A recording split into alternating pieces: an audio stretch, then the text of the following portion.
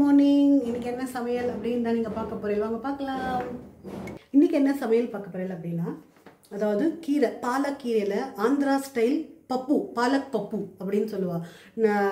நாகா இங்கே வந்து பெங்களூரில் வந்து நாகார்ஜுனான்னு ஒரு ஹோட்டல். ஜென்ரலாக ஆந்திரா ஸ்டைல் ஹோட்டல் போனாவே பப்பு வந்து கண்டிப்பாக இருக்கும். இந்த பருப்படி, நெய், பப்பு இதெல்லாம் இல்லாமல் இருக்காது. நான் எஸ்பெஷலி இது வந்து எனக்கு ஒரு மலரும் நினைவுகளாக இருக்குது. என்ன அப்படிங்கிறதுல, நாகார்ஜுனான்னு ஒரு ஹோட்டல். கல்யாணம் ஆன புதுசில், பெங்களூர் வந்த புதுசில் நான் வந்து எங்கள் ஆத்துக்கார கூட்டின்னு போனேன். சூப்பராக இருக்கும். எங்கள் ஆத்துக்காரோட ஃபேவரட் டிஷ். 365 நாளும் நீங்கள் பப்பு இல்லை பாலக் பப்பு, ஏதோ ஒரு பப்பு, டொமேட்டோ பப்பு எது கொடுத்தாலும் he will love it. So இன்றைக்கி வந்து பாலக் பப்பு தான். சரி, உங்களோடையும் அதை ஷேர் பண்ணிக்கலாம். ரொம்ப ஈஸியான ரெசிபி தான். பாலக் பப்பு, வெண்டைக்காய் கறி, கீரை மசியல். ஆல்ரெடி நம்ம கீரை மசியல் ஷார்ட்டில் இருக்குது. இதுதான் இன்னைக்கு சமையல். வாங்க பார்க்கலாம். வந்து 2 கப் துவரம்பருப்பு எடுத்திருக்கேன். இதை நல்லா வாஷ் பண்ணிக்கலாம். இதுக்கு இந்த 2 கப்பால் துவரம்பருப்பு போட்டுருக்கேன். நல்லா வாஷ் பண்ணிட்டாச்சு. நம்ம வந்து தண்ணி விட்டுக்கலாம். மஞ்சப்பொடி போட்டுக்கலாம். கொஞ்சமாக விளக்கெண்ணெய். பருப்பு நல்லா வெந்துரும்ப்பா. இப்போல்லாம் நான் நிறையா விடுறேன். ஸோ கொஞ்சமாக விளக்கெண்ணெய், ஒரு தக்காளி, கொஞ்சமாக ஒரு வெங்காயத்தை, பாதி வெங்காயம் வந்து இதில் போட்டுக்கலாம், பாதி வந்து வதக்கிக்கலாம். ஒரு 3 பல் பூண்டு, ஒரு பச்சை மிளகாய். இதை போட்டு நம்ம வந்து குக்கரில் வேக வச்சுடலாம். வச்சு நல்லா ஒரு 3-4 விசில் விடலாம்.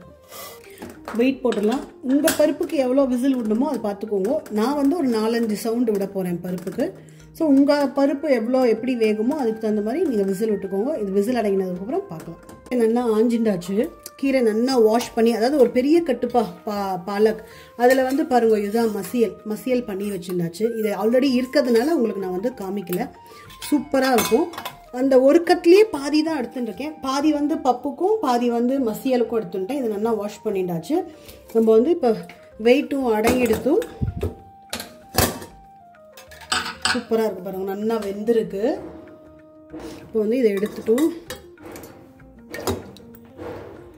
நம்ம வந்து இந்த தக்காளி எடுத்துட்டும் நம்ம வந்து நல்லா மசிச்சிக்கலாம்.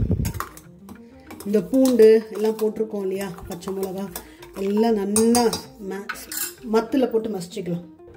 நல்லா மசிச்சிக்கலாம். இந்த பூண்டெல்லாம் நல்லா மசிச்சிடும்.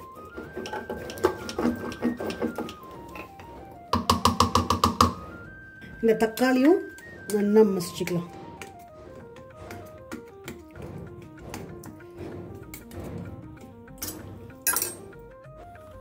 அதுக்கு வந்து குக்கர் வச்சுடலாம். நீங்கள் கடாய் எது வேணால் எடுத்துக்கலாம். நான் வந்து கொஞ்சம் தேங்காய் எண்ணெயில் தான் இன்றைக்கி பப்பு பண்ண போகிறேன். உங்களுக்கு நார்மல் வேணும்னா குக்கிங் ஆயிலில் விட்டுக்கலாம். 2 உளுத்தம் பருப்பு, கடுகு, 2 வரமிளகா, ஜீரகம், பச்சை மிளகா, கருவேப்பிலை,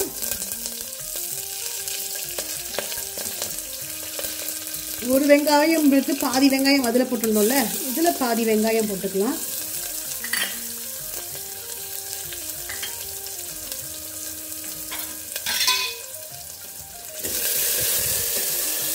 இது நல்லா வதக்கிட்டு இந்த தக்காளியும் போட்டுக்கலாம்.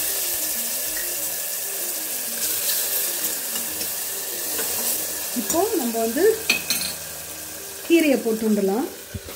கீரையை போட்டு கொஞ்சம் தண்ணி விட்டு கொஞ்சம் நேரம் கீரை வந்து வேகட்டும்.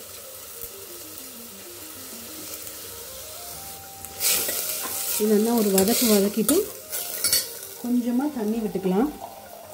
தண்ணி விட்டு கொஞ்சமாக உப்பு போட்டுக்கலாம். கொஞ்சமாக தண்ணி விட்டுக்கலாம். நல்லா வதக்கிக்கலாம். இந்த சாம்பார் பொடி இது வந்து ஆப்ஷனல். போட்டாலும் போடலாம், போடலைனாலும் போட வேண்டாம். நான் எப்பயுமே பப்பு பண்ணால் இது எனக்கு வந்து இந்த ஒரு டச் இருக்கணும். இதுதான் என்னோட பப்பு. ஸோ இது வந்து கொஞ்சமாக சாம்பார் பவுடர் போட்டு நல்லா வதக்கிக்கலாம். உப்பு போடலாம். கீரைக்கெல்லாம் உப்பு கம்மியாகவே போட்டுக்கோங்க. ஏன்னா டக்குன்னு இழுத்துடுறோம் உப்பு. ஸோ அப்புறம் நம்மளால் சாப்பிட முடியாது. உப்பு இல்லைனாலும் போட்டுன்ட்டு நம்ம வந்து சாப்பிட்டுக்கலாம். நல்லா வதக்கிக்கலாம். கொஞ்சமாக பெருங்காயம் போட்டுக்கலாம். ஒரு சின்ன குட்டி கோலி குண்டாலும் புளி தண்ணி எடுத்துருக்கேன், அதையும் விட்டுக்கலாம். நீங்கள் வந்து எவ்வளோ கீரை எடுத்துக்கிறீங்களோ அதுக்கு தகுந்த மாதிரி புளி கொஞ்சமாக எடுத்துக்கோங்க போதும். நிறைய இதுக்கு பப்புக்கு புளி வேணும்னே இல்லை, பட் அந்த ஒரு டச் இருக்கணும், நல்லா இருக்கும் அப்போ தான்.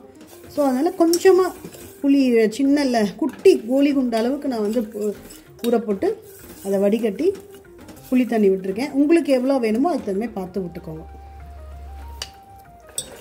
பாருங்க நல்லா வெந்துடுத்து. நம்ம இப்போ வந்து பருப்பு பூண்டு இதெல்லாம் வேக வச்சோம் இல்லையா, அதை போட்டுடலாம், அதை விட்டுடலாம்.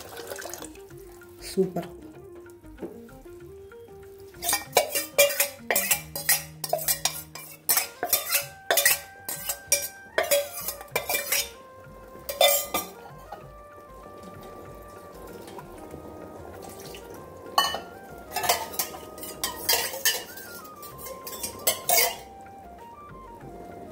கொஞ்சமாக ஜலம் விட்டுடலாம். நல்லா இது வந்து ஒரு 5 to 10 minutes கொதிக்கட்டும். சூப்பராக இருக்குது பாருங்க பப்பு, ஆந்திரா ஸ்டைல் நாகார்ஜுனா ஹோட்டல் பப்பு. நீங்கள் யாரெல்லாம் நாகார்ஜுனா போயிருக்கேலா, யாராவது பெங்களூரில் போயிருந்தெல்லாம் கமெண்ட் பண்ணுங்க. இது நல்லா கொதிக்கட்டும். நல்லா சுட சுட சாதம் வச்சு இது பாருங்க, எங்கள் சாதம் வந்து கொதிச்சுன்னு இருக்கு. சாதம் வடிக்கணும். அடுத்தது வெண்டைக்காய் கறி பண்ணணும். இது பண்ணதுக்கப்புறம் நம்ம வந்து வெண்டைக்காய் கறி பண்ணலாம். ஏன்னா நீங்கள் வீடியோ பார்த்தேன்னு வச்சுக்கோங்களேன், ஒரே ஒரு டிஷ்ஷு முடிச்சதுக்கப்புறம் வெண்டைக்காய் பண்ணலாம். ஏன்னா குழந்தைகளுக்கெல்லாமும் அதுதான் ஈஸியாக இருக்குது. இன்ஸ்கேட் எல்லாருமே சொல்கிறா, கரெக்டாக ஒரு டிஷ் முடிச்சதுக்கப்புறம் அடுத்த டிஷ் போனோன்னா சௌரியமாக இருக்கும். இது பாதி அது பாதினா நீங்கள் ஓட்டி பார்க்கணும்ல. ஸோ யாருமே ஸ்கிப் பண்ணாமல் ஓட்டாமல் பாருங்க. அப்போ தான் உங்களுக்கு வந்து நடுவில் டிப்ஸ் சொல்லியிருப்பேன், எல்லாமே சொல்லியிருப்பேன். அதனால் இது இன்னும் ஒரு 5 to 10 minutes கொதிக்கட்டும். சூப்பராக ரெடி ஆகிடுது. அடுப்பு ஆஃப் பண்ணிடலாம். அடுப்பு ஆஃப் பண்ணிட்டு பவுலில் சேஞ்ச் பண்ணிடலாம். நம்ம வந்து பவுலில் ட்ரான்ஸ்ஃபர் பண்ணிடலாம். இப்போது கொத்தமல்லி போட்டுடலாம். கொத்தமல்லி போட்டுட்டு ஒரு ஸ்பூன் நெய் விடலாம். இதுக்கு சாப்பிடும்போது நெய் விட்டுக்கோங்க. கொஞ்சமாக நெய் விடலாம். அப்போ தான் அந்த நைஸ் அரோமா அப்பா ரொம்ப சூப்பராக இருக்குது, அடிபொலியாட்டம் இருக்குது. கண்டிப்பாக இந்த பப்புவை ட்ரை பண்ணுங்க. அடுத்தது நம்ம வந்து வெண்டைக்காய் கறி பண்ணலாம். நம்ம வந்து இரும்பு பாண்ட்லியில் பண்ணலாம் வெண்டைக்காய் கறி.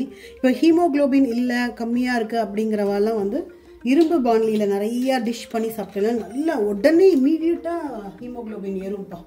அதில் வந்து நோ டவுட். நான் வந்து கோகோனட் ஆயில் விட்டுருக்கேன். நீங்கள் குக்கிங் ஆயில் வேணால் குக்கிங் ஆயில் விட்டுக்கோங்க. இன்றைக்கி வந்து நான் தேங்காய் எண்ணெயில் பண்ணலாம் அப்படின்னு எனக்கு ஒரு ரொம்ப டெம்ட் ஆச்சு. ஸோ கடுகு போட்டுக்கலாம். உளுத்தம்பருப்பு, இந்த கடலப்பருப்பு போட்டுக்கோங்க. உங்கள் காலத்தில் பெரியவா யாராவது இருந்தால் கடலப்பருப்பு போடாதீங்க. ஏன்னா பிகாஸ் அவளுக்கு பல்லு கடிக்க முடியாது. அதனால் நான் வந்து எனக்கு கடலப்பருப்பு ரொம்ப பிடிக்கும், அந்த க்ரன்ச்சினஸ் ரொம்ப பிடிக்கும். ஸோ இன்றைக்கி வந்து கொஞ்சம் ஜீரகம் போட போகிறேன். ஜீரகம் ஜென்ரலாக போட மாட்டேன், கொஞ்சம் டிஃப்ரெண்ட்டாக பண்ணுவோம் நம்ம அப்படின்ட்டு. ஸோ கருவேப்பிலை, கொஞ்சம் மஞ்சப்பொடி, பெருங்காயம். இப்போ இந்த வெண்டைக்காய் நறுக்கி வச்சுருந்த வெண்டைக்காவை போட்டுக்கலாம். இதை வந்து ஒரு வதக்கிக்கலாம். நல்லா மிக்ஸ் பண்ணி விட்டுக்கலாம். இதை வந்து நல்லா 5 minutes to 10 minutes மூடி வச்சிடலாம். அதுக்கப்புறம் மூட வேண்டாம், குழன்னு போயிடும். அதனால் ஒரு 5 to 10 minutes இதை மூடி வைப்போம். நல்லா அந்த தண்ணி சுட்டி வெண்டைக்காய் வந்து வெந்துடும். நல்லா ஒரு 5 to 10 minutes ஆகிடுது.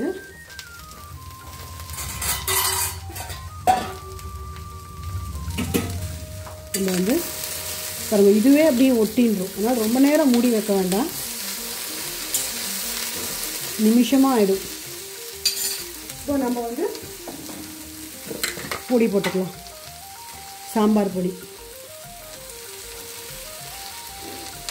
இந்த பொடி வந்து எல்லாத்துக்கும் போட்டுக்கலாம்ப்பா, சூப்பராக இருக்கும். நல்லா மிக்ஸ் பண்ணி விட்டுக்கலாம். உப்பு போடணும்.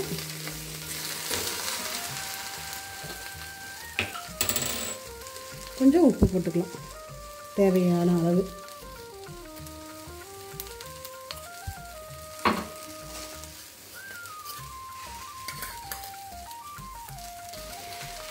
கொஞ்சம் எண்ணெய் விட்டுன்ட்டேன், அதை எடுக்க மறந்து போயிட்டேன். கொஞ்சம் எண்ணெய் விட்டுட்டேன்ப்பா. உங்களுக்கு வேணுங்கிற அளவு பார்த்துட்டு நீங்கள் வந்து எண்ணெய் விட்டுக்கோங்க. இது நல்லா அப்படியே ஓப்பன்லேயே நல்லா வேகட்டும். நல்லா ஃப்ரை ஆகிடும். எனக்கு ஃப்ரை இப்போல்லாம் ரொம்ப ரொம்ப முன்னாடி ஃப்ரை பிடிச்சிட்டு இருந்தது, வெண்டைக்காய் ஃப்ரை. பட் இப்போ வந்து அந்த பதமாக மேபி ஏஜ் ஆக நமக்கும் அப்படி ஆகுமோ என்னமோ தெரியல. ஸோ கொஞ்சம் பதமாக இருக்கட்டும், அது பாட்டு வெந்துருக்கோம் உங்களுக்கு காமிக்கிறேன்.